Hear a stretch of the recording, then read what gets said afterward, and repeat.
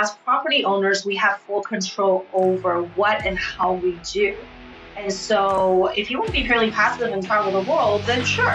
Welcome to the Freedom Point Real Estate Podcast, where we talk about creating more time freedom through passive real estate investing. Passive investing in real estate challenges conventional investment wisdom. We are passionate about learning and sharing resources with others who are ready to transform their investing mindset. Quick disclaimer as always, I am not a CPA, I am not an attorney or a financial advisor. This is not financial advice, not telling you or anyone else what to do. The views and opinions expressed in these podcasts are provided for education and informational purposes only and are not necessarily the views of my employer, ADP. I'm glad you're here. Now let's dig in.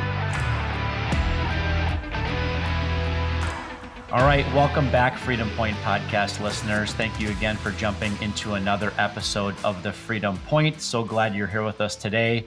I have a couple of really exciting guests with me today that are here to talk about something that most of my audience desires to learn a lot more about, and that is how can we keep more money?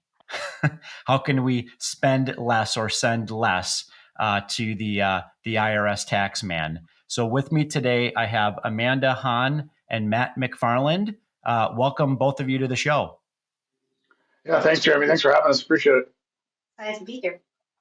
Yeah, absolutely. Amanda and Matt are CPAs and tax strategists who specialize in helping people use real estate to save massive amounts in taxes and keep their hard-earned money. They've written a book, which I'm excited to learn a little bit more about. And they really try to help investors, everyday investors, with tax write-offs, legal entity strategies, and just tax efficient ways to access profit. So again, really appreciate you guys being here with us on the show today. Would love to hear maybe a little bit more about, your background and what you guys are currently focused on. Yeah, well, appreciate it. Thanks for having us again. Yeah, we're both CPAs by trade and real estate investors. CPAs by day, real estate investors at night. We both got our start in big four accounting firms where we kind of worked a lot with real estate investors, and that was kind of where I think at least for me, I had my aha moment. I was working on, I don't know, probably a gentleman. He was probably in his 60s at that point. I'm in my early 20s, but he was probably in his 60s. I'm looking at his tax return, and you could tell quickly this guy was making six figures in cash flow and not paying any taxes. And I was like, and he was retired, right? And it's like, okay, there's something to this, right? So that's kind of what got my spark going for me. And then ever since then, kind of wanting to work more with real estate investors.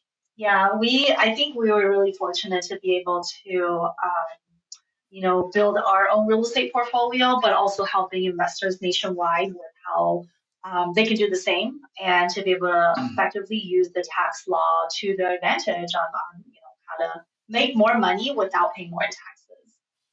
Yeah. So let's talk about that a little bit more. So that was kind of your motivation, it sounds to me, to get into investing in real estate is because of the tax benefits of that type of an investment strategy. So tell me a little bit more, now that we know that's what the motivation for you both was, let's talk a little bit more, about how that manifested itself in benefits to you. It's funny because when there was a point in our time, like maybe similar to a lot of our listeners, where we were like, hey, we're not going to do taxes anymore. We're going to be like full-time real estate investors. We're going to be like, real estate mogul, and, stop practicing. But what we found in that journey was that our passion was actually in the tax side of it and tax planning. And so when we started going to local real estate clubs and meetups, was the first time we actually realized that a lot of the strategies that we work with investors on at the big firms where we were working at the time just wasn't accessible to everyday investors. And I think, for a lot of our viewers, we all have this thought process that maybe tax savings is for the super wealthy. It's for like the Robert Kiyosaki's of the world, but not really for everyday investors. And I think it's really eye-opening whenever we talk to investors about some of the strategies we use to be able to generate more income from cash flow of properties, from appreciation of our rental portfolio, but not really having to pay associated taxes yet, with respect to that versus like W-2 income or, income from from a business that you might own. Odds are you're paying, your highest tax bracket of taxes every single year. So let's talk about this from a practical sense, right? Most of my listening audience is familiar with the fact that when you invest into real estate on the passive side, most of my audience is in fact passive real estate investors, or at least they desire to be so, right? On the passive side, there's this amount that shows up on the investor's K1 at the end of the year, this passive depreciation, loss, a paper loss, right? And most of my listening audience knows that you can utilize that passive depreciation loss activity to offset passive gains, but you can't use it to offset your active income. So first of all, you're the CPAs. I want you to confirm what I said, and then tell me a little bit more about, how you guys can help structure it so that investors can maximize the tax benefits of depreciation, even though they might just be passive limited partner investors. Yeah, I mean, when you're kind of what you paraphrase is more or less true. I think taking a step back there, I think probably worth mentioning so people don't forget too, is that a lot of those times those K1s they're getting, it shows a loss of 10,000, 20,000, whatever. But it's also showing that they received distributions of $20,000 during the year that they're not paying any taxes on right now. So I think it's worth that people don't forget that benefit of investing kind of passively in syndication, is that a lot of time that depreciation is sheltering the taxes they would otherwise pay on those distributions. But at the same token, yeah, I mean, it's in terms of, for sure those losses can be used to offset other passive income from, that deal. Maybe they've got their own rental properties that are kicking off positive income. They can use it to offset that. We actually, I know you had mentioned the passive losses don't offset, ordinary income. So that is a true statement as of a specific point in time. But at some point when you exit the deal, like Matt said, it does offset capital gains from the sale of that property or any other properties or other investments. And in the worst case scenario where, you just don't have profit, right? There's like you invest in the deal is so bad, there's no cash flow, no profit or any of that stuff. Well, ultimately, when you exit that deal, that loss is freed up to offset all types of income. So there's always benefit to being a passive investor, but I think one of the downsides is a lot of tax advisors, unfortunately, downplay the benefit of being a passive investor in the syndication by saying things like, there is no benefit. You don't get depreciation benefit. You don't get any benefit because you're just passive. And when they say that, it's true because they're only looking tunnel vision at W-2 income. Right? They're just saying, hey, you got all this investment losses, you can't offset W-2 taxes. Well, and they're looking at it from this year only too, right? They're looking at it from a 1 year tunnel vision perspective. Yeah, but looking holistically, right? Because we're CPAs, so we have a lot of passive investments ourselves. So it's not that there is a magic solution to say, oh, well, because, if you do this, you'll be able to use it against other income. Is having an understanding of your wealth building goal, right? Creating more money without working more hours and without paying more in taxes. For some of our clients who maybe don't have a full-time job and are doing real estate full-time themselves, or maybe they're a high-income earner, but they have a spouse who is doing real estate full-time and could be a real estate professional, then there are ways to combine losses so that even your syndication losses can offset the other spouse's, W-2 or business income as well. So there's a lot of different things that are possibilities, but it's never a one-size-fits-all solution. It really depends so much on each investor's profile, what they do, what their spouse does, and also how much they do in real estate too. Let's talk about that real estate professional designation in a scenario where there is maybe a husband and a wife, right? So there's a spouse involved. Help me understand how many hours of material participation in real estate that spouse would have to accrue on an annual basis. What type of documentation might they need to have in order for that couple to claim that rep's status at the end of the year when doing their personal tax return, so that they can use passive depreciation loss activity to offset active ordinary income? Yeah, I think you summarized pretty well. It's the benefit of it, right, is that it changes that passive rental loss to being an active loss, more or less, where you can use it to offset W-2, business income, whatever you have. There's basically three main requirements for people to meet. One is that you need to spend at least 750 hours per year in qualified real estate activities. Second test is you need to spend at least more time in real estate than you do in any other jobs you have. Now, if it's an example like you were giving where one spouse maybe works and the other one doesn't, well, the non-working spouses would be the one that's kind of trying to focus on the real estate. So that second test wouldn't apply to them if they don't have any other job, obviously. So that's the second test. The third one is that, to what you alluded to, as part of those overall 750 hours, they need to meet one of the material participation requirements.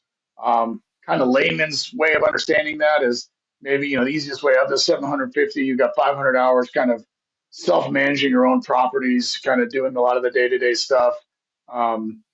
It can be a laundry list of things, right? But that's how you kind of meet the requirements. I think documentation, we just recommend clients, keep a time log.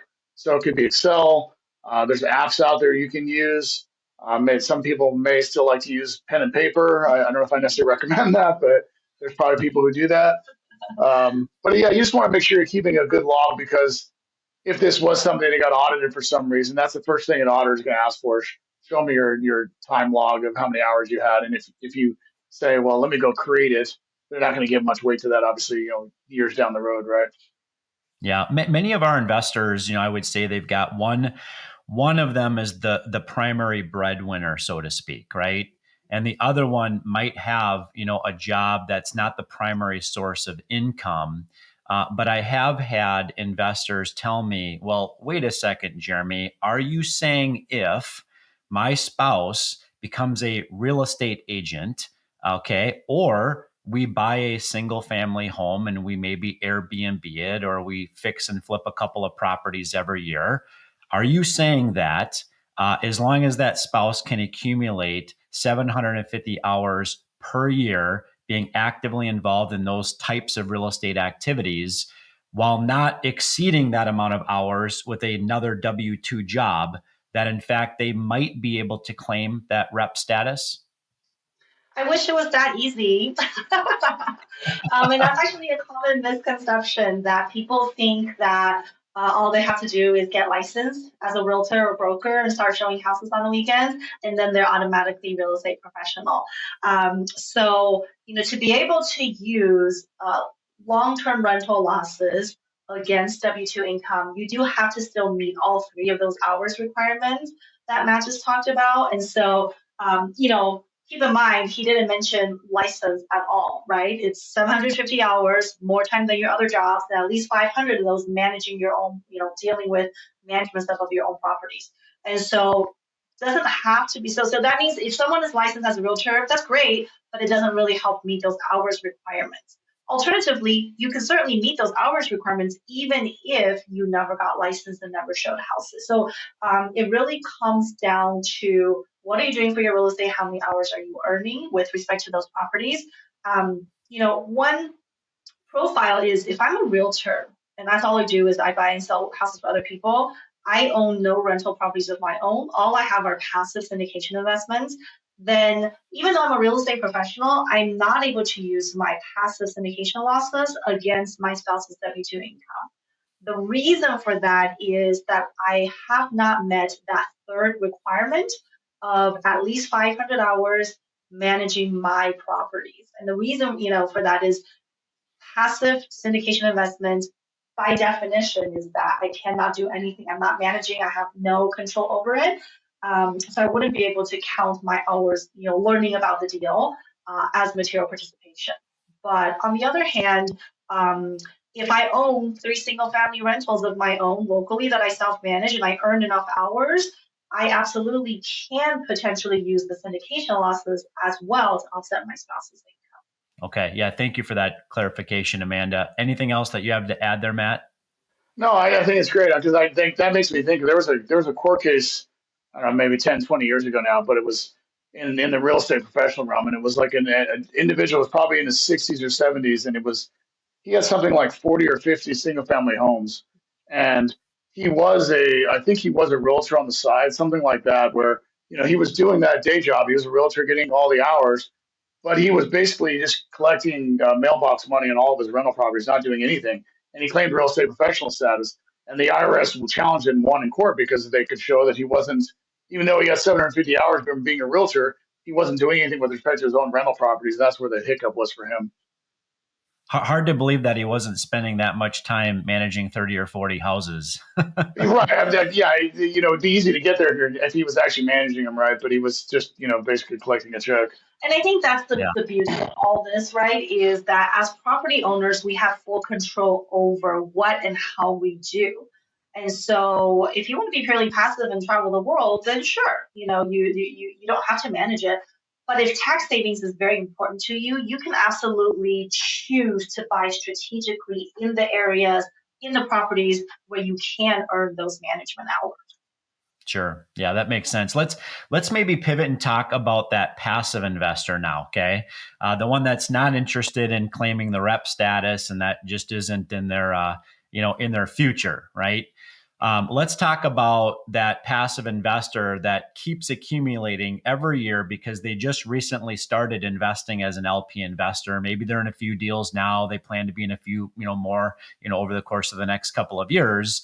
And they've got this, we'll call it a massive amount of passive depreciation losses on their K1s that they're going to be getting here, on or around March 15th, right? They can't use all of them because they don't have enough distributions, right, to use all of that depreciation.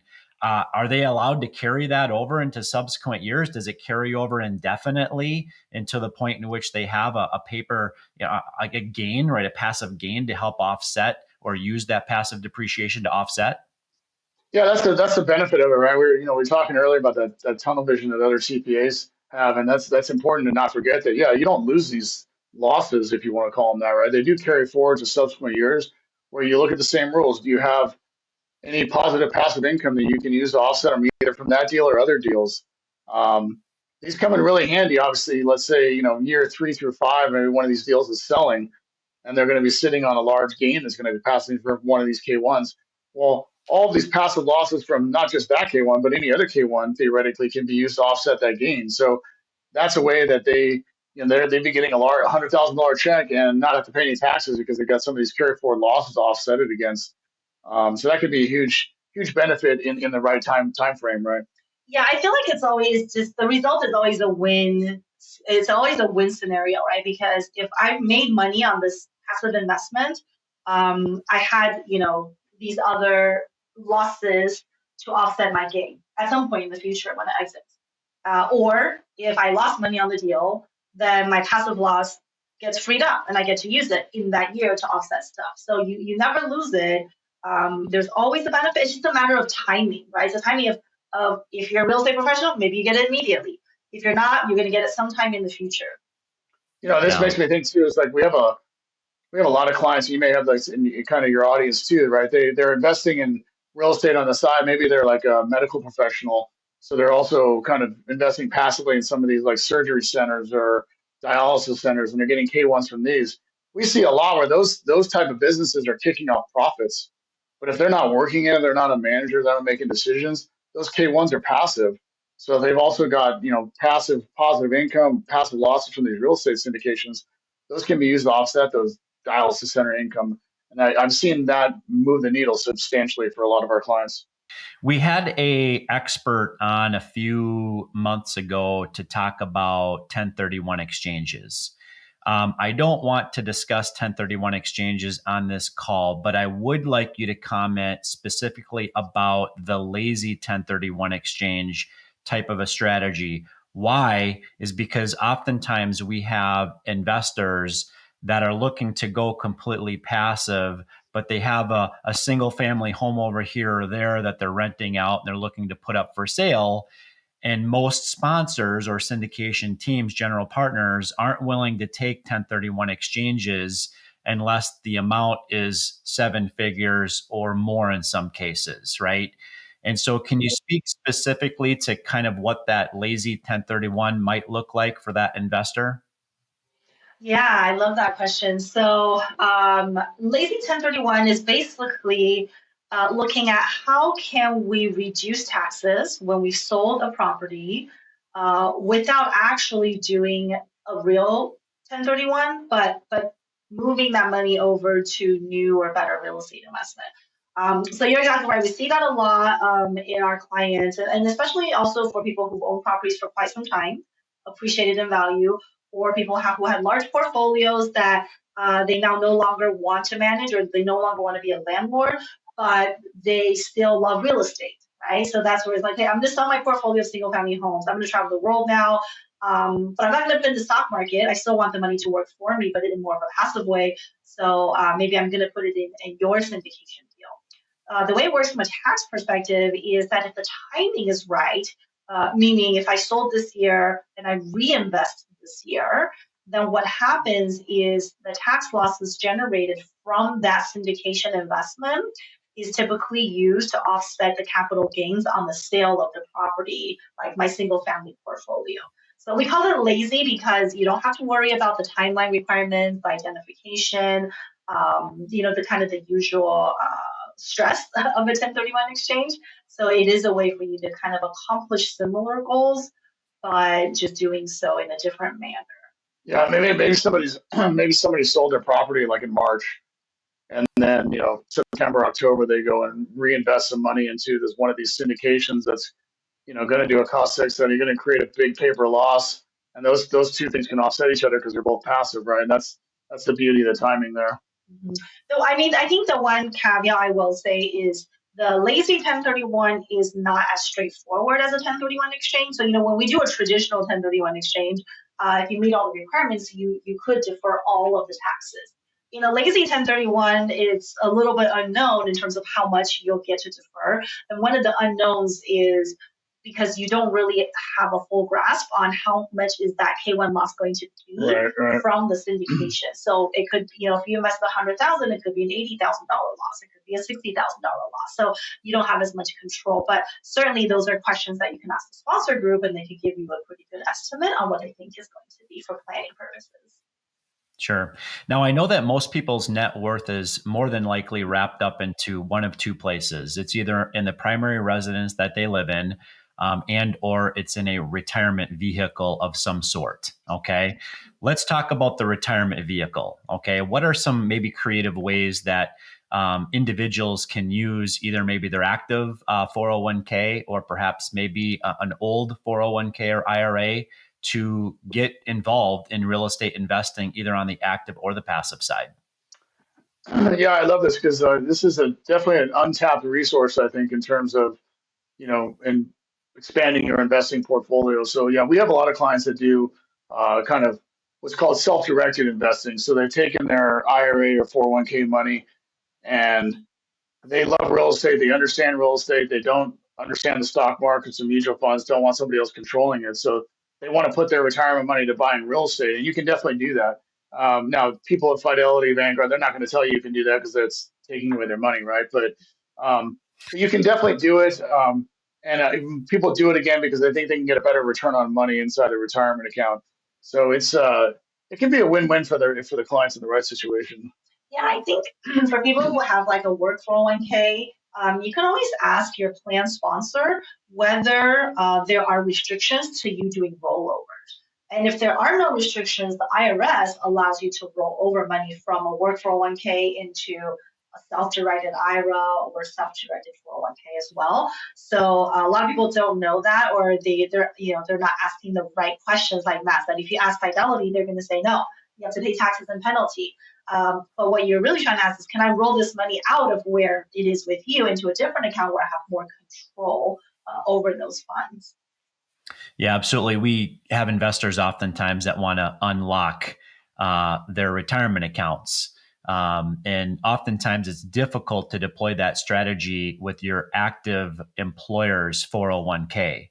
However, if you have old employer 401k money that maybe has been rolled over into an IRA, for example, the self-directed IRA strategy can absolutely be a big win for them. The caveat there is you can't send the money directly from your Fidelity, Charles Schwab, American Funds account. You need to first identify a self-directed IRA custodian. Am I correct in saying that? Yeah, yeah. And the good thing about that though is we're seeing more and more employers allow for rollovers where while they're still working there. Yeah, where you can do it. And I think it's, it doesn't, all you can do is ask, right? It doesn't hurt to ask and see if it's possible to be able to do it, because that, that allows you to know. And sometimes they'll allow rollovers, but with specific restrictions. Like, okay, you can roll over your contributions, but not what the company matched, or you can roll over the amounts you've vested. And so it's always good as an investor who's trying to tap into that money to know what are the rules so you can plan ahead accordingly. Maybe I'll be investing next year, right? So I'm going to start shopping now because I know that money will be available for me next year to use for real estate. Yeah, makes sense. Let's talk a little bit about this this book that I believe you guys co-wrote together called Tax Strategies for the Savvy Real Estate Investor. What are kind of the key takeaways, within that book that you think every real estate investor should know? Oh man, it's interesting because the reason we wrote the book was we were on a cruise and we were reading a bunch of tax books. We're married to each other, by the way. We don't just cruise together all the time. What we found was that it was just so boring to read tax books, even as CPAs. And so we decided to go on a mission and write a book that was for real estate investors and didn't include any of the jargon. There's not a lot of numbers in there. There's almost no mention of the actual tax code sections. It's actually a compilation of just a bunch of our client stories on the power of tax savings when you implement certain strategies correctly, and then kind of the nightmare of when you do it incorrectly. And because we were talking about retirement investing, one of the nightmare stories we talked about was how somebody unintentionally pulled out all of their retirement money, had to pay taxes, penalties for federal and state, when they really could have just done a rollover and use that money for that same amazing deal that they were, planning on doing. So we talk about so much stuff, like income shifting and how to pay your kids to get a write-off, legal entities. But I think that, our whole purpose in doing it is just so that investors understand what is possible when it comes to tax savings. And like I said, it's not just limited to, the Robert Kiyosaki's and Warren Buffett's of the world. As investors, we can use a lot of these same strategies that they use too. Yeah. Well, Matt and Amanda, what is next on your bucket list, either professionally or personally, or both? That's a good question. I feel like we just did our bucket. So one of our bucket list items has been to spend a month in Asia with our two little ones. We have a 5-year-old and a 12-year-old. So we got to do that last summer. So that was a lot of fun. Yeah. Yeah. We are kind of focused to continue to build our business. So we want to kind of keep taking to the next level, keep helping more and more people. We actually wrote a second book. Now people keep asking when's the third book coming out, and I was like, I'm not tying myself to a third book. Like I'm not putting that in ink yet. So, but yeah, I like she said, our kids are 5 and 12, and so we do spend a lot of time, trying to do the best we can to balance work and personal life, and spend a lot of time with them, whether it's sports, school, whatever it could be. So yeah, I think one of our goals is to really change the narrative on how people feel about taxes and their relationship with taxes. And I think that's, sounds like a therapy session now. Yeah, I think that's like maybe an easier threshold to me, especially since our network and audience is all real estate investors, right? The law already favors real estate investors. So for us, it's just about getting the message out so people are comfortable and confident in taking the right steps to really benefit from the tax savings. Outside of the book that you guys wrote and the second one and the third one that's going to be coming out, right, Matt? What would maybe be another, potential book or podcast recommendation that you would like to leave with our listening audience if they wanted to truly learn more about, the tax benefits of passive real estate investing?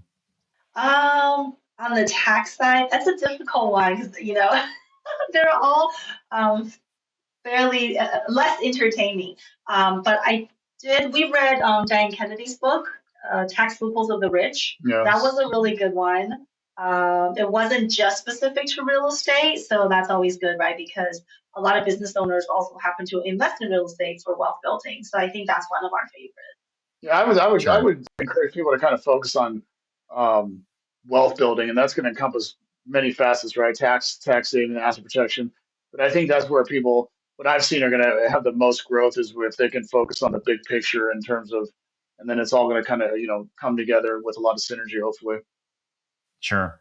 What would be maybe one or two or three different ways that our listening audience can connect with you to maybe learn more about what you're up to? Yeah, I think the best place to find us is through our website, which is KeystoneCPA.com. We have a lot of great resources on there, free information, educational stuff. We're always trying to provide up-to-date content on there. So that's a good place to start for sure. Yes. Speaking of update, I just wanted to say, the bonus depreciation might come back. Right now it's at 80 to 60%. They might bring it back to 100%. Well, I guess we're supposed to know any day now. Any day, yeah. Any day. But the best place to find me, if you're looking for just daily tax tips and updates like bonus depreciation stuff, I'm mostly found on Instagram as Amanda Han CPA. And then I'm usually behind her in the back of the videos, either recording the video or standing behind her somewhere. Back of the answer. Yeah. That's great. I did hear about that bonus depreciation, and I thought maybe this is too good to be true. I wasn't sure if it was clickbait, but I'm hearing it from the CPA that, in fact, it may be coming back. Yeah, I think my understanding is past both, both parts of the government and waiting for the president to think about it or whatever. So, I mean, all indications are good. We'll keep our fingers crossed, but I guess something could change, I suppose. I know firsthand a lot of politicians are real estate investors, so that is a rumor, right? Yeah. Well, that's great. Well, I've really appreciated having both of you guys on the show with me today. It's been a pleasure, and you've provided the listening audience with a tremendous amount of value. So thank you. Yeah, thanks for having us, Jeremy. Yeah, thanks again, Jeremy. This is fun. Of course. And listening audience, thank you again for jumping into another episode of The Freedom Point. We look forward to having you join us on the next episode. Thank you for hanging out with us today and for listening to the Freedom Point podcast, powered by Starting Point Capital. This show is for entertainment purposes only. Nothing said on this show should be considered financial advice. Before making any financial decision, please consult with a professional. This show is copyrighted by the Freedom Point podcast. Written permissions must be granted before syndication or rebroadcasting. If you're interested in connecting, you can find contact information at startingpointcapital.com.